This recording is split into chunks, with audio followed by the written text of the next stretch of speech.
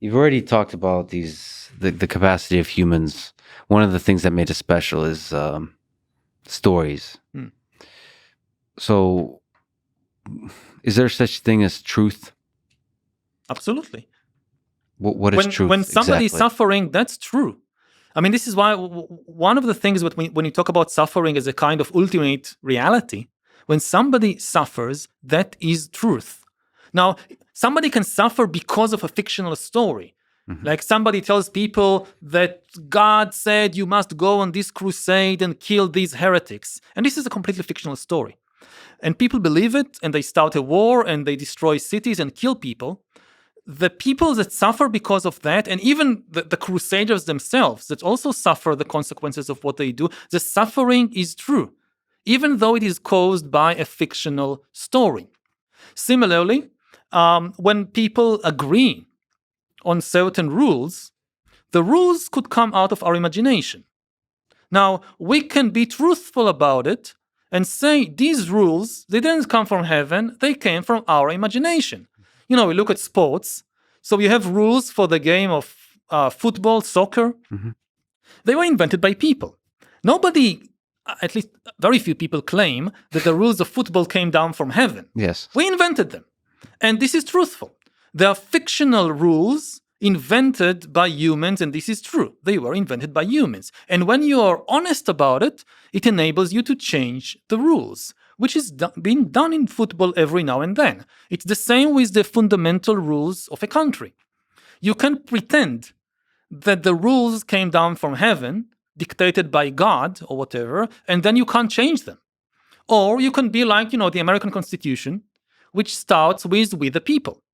The American Constitution lays down certain rules for a society, but the amazing thing about it, it does not pretend to come from an external source.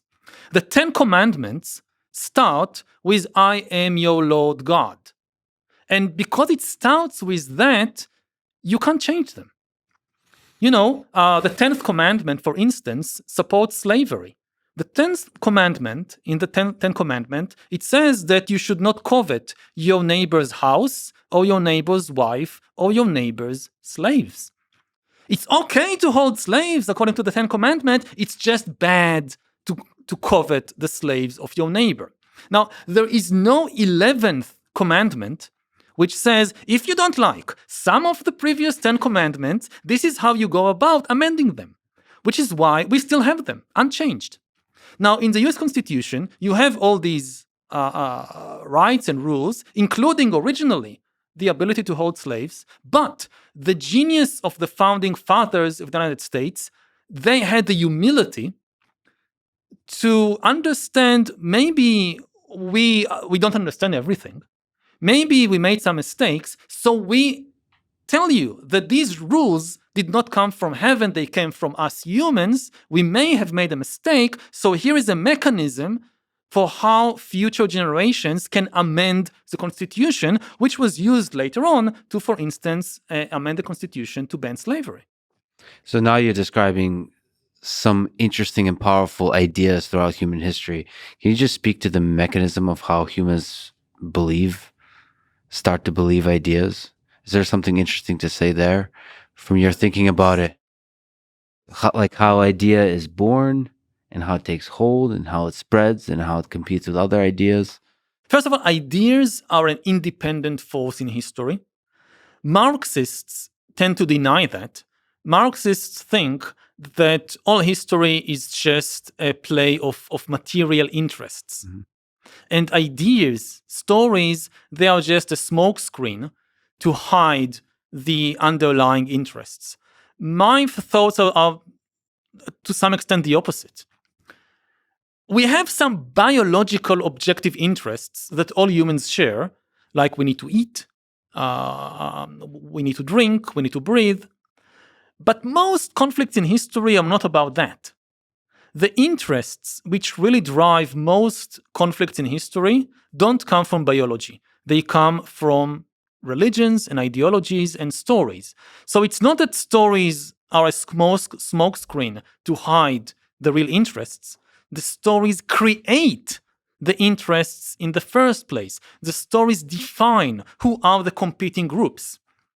Nations, religions, cultures, they are not biological entities. They are not like species, like gorillas and chimpanzees. No. Israelis and Palestinians, or Germans and French, or Chinese and Americans, they have no essential biological difference between them. The difference is cultural. It comes from stories. There are people that believe in different stories. The stories create the identity. The stories create the interests.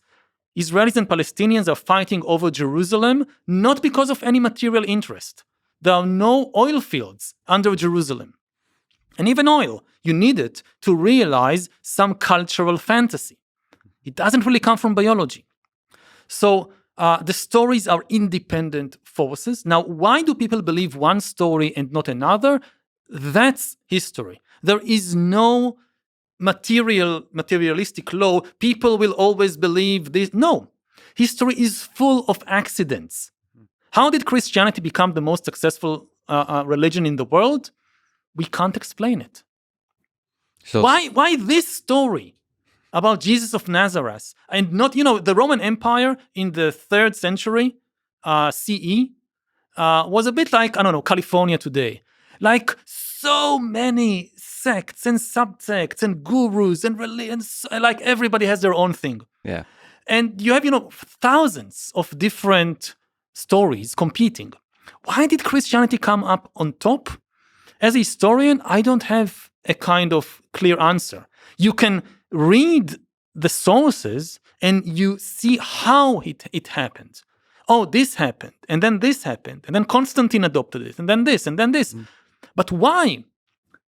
I don't think anybody has an answer to that. If you rewind the movie of history and press play, and you rewind and press play 100 times, I think Christianity would take over the Roman Empire in the world maybe twice out of 100 times. It was such an unlikely thing to happen.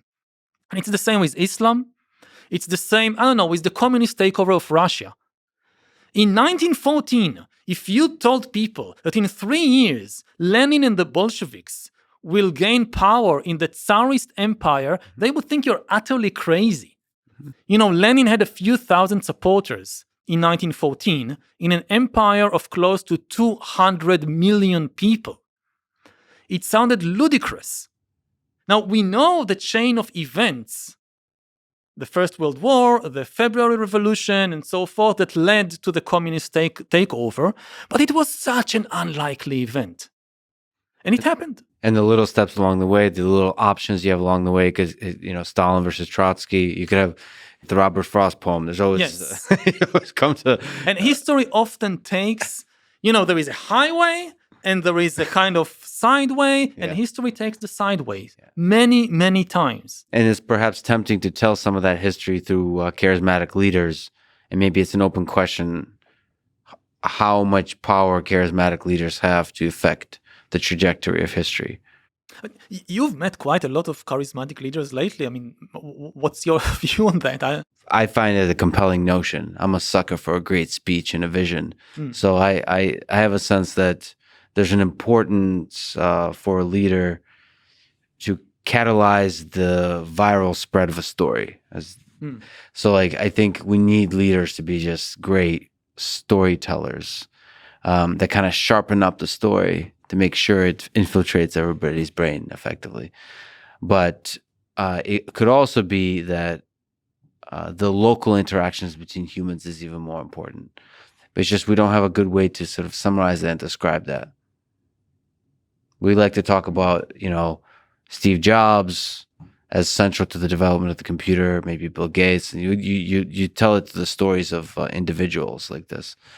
Because it's just easier to tell a sexy story that way. Maybe it's an interplay because you have the kind of structural forces that, you look at the geography of the planet and you look at shipping technology in the late 15th century in Europe and the Mediterranean, and it's almost inevitable that pretty quickly somebody will discover America. Somebody from the old world will get to the new world. So this was not a kind of, if it wasn't Columbus, then it would have been 5 years later somebody else. But the key thing about history is that these small differences make a huge, huge difference. If it wasn't Columbus, if it was 5 years later somebody from England, then maybe all of Latin America today would be speaking English and not Spanish. If it was somebody from the Ottoman Empire, it's completely different world history. If you have, the Ottoman Empire at that time was also shaping up to be a major maritime empire. If you have America being reached by Muslim navigators before Christian navigators from Europe, you have a completely different world history. It's the same with the computer. Given the economic incentives and the science and technology of the time, then the rise of the personal computer was probably inevitable sometime in the late 20th century. But the where and when is crucial. The fact that it was California in the 1970s and not, say, Japan in the 1980s or China in the 1990s, this made a huge, huge difference. So you have this interplay between the structural forces, which are beyond the control of any single charismatic leader. But then the small changes, they can have a big effect. And I think, for instance, about the war in Ukraine. There was a moment, now it's a struggle between nations. But there was a moment when the decision was taken in the mind of a single individual, of Vladimir Putin, and he could have decided otherwise, and the world would have looked completely different. And another leader, Volodymyr Zelensky, could have decided to leave Kiev in the early days. There's a lot of decisions that kind of ripple. Yeah.